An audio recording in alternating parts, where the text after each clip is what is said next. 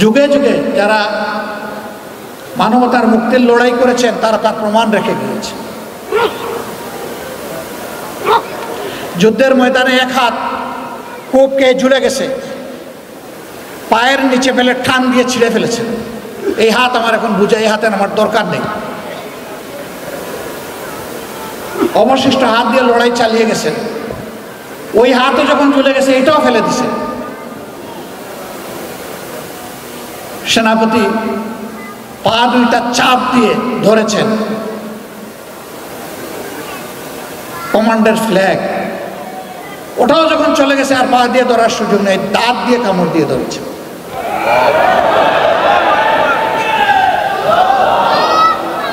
আর মঞ্জিলের দিকে চেয়ে দেখছেন মঞ্জিল কত দূর। আল্লাহ যেন ওই তৌফিকগুলোই আমাদেরকে দান করে। ভাই, আল্লাহর হাবিব বলেছেন খায়রুন নাস মাইয়ানফাউন নাস।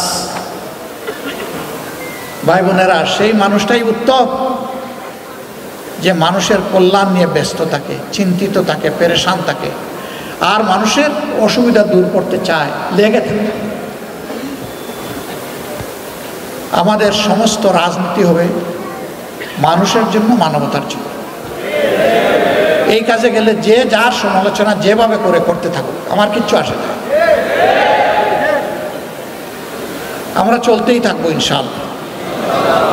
কেউ আমাদের চলার গতি থামাতে পারবে না বিইজনিল্লাহ।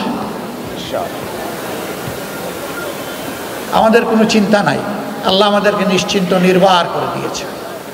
ওয়ালা তাহিনু ওয়ালা তাহজানু ওয়া আনতুমুল আ'লাউনা ইন কুনতুম মুমিনিন।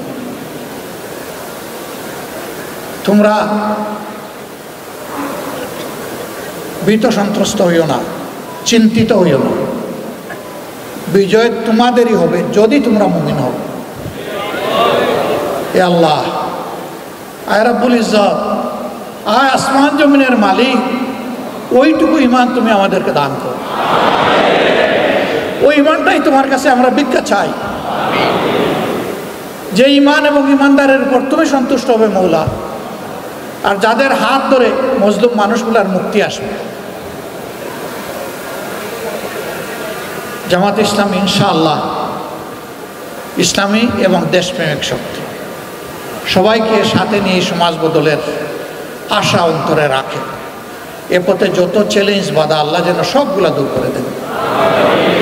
মানুষের প্রত্যাশার এই ঠিকানাকে আল্লাহ যেন মজবুত করে দেন, এবং আল্লাহ রাব্বুল আলামিন মানবতার বিজয় যেন দান করেন। কোনো ব্যক্তি, দল এবং গোষ্ঠীর নয়, এই বিজয় যেন হয় মানবতার বিজয়। মহান রব্বে কারিমের দরবারে সেই তৌফিক কামনা করে আপনাদের সকলকে আন্তরিক শুকরিয়া জানিয়ে আমি বিদায় নিচ্ছি। আসসালামু আলাইকুম ওয়া রাহমাতুল্লাহ।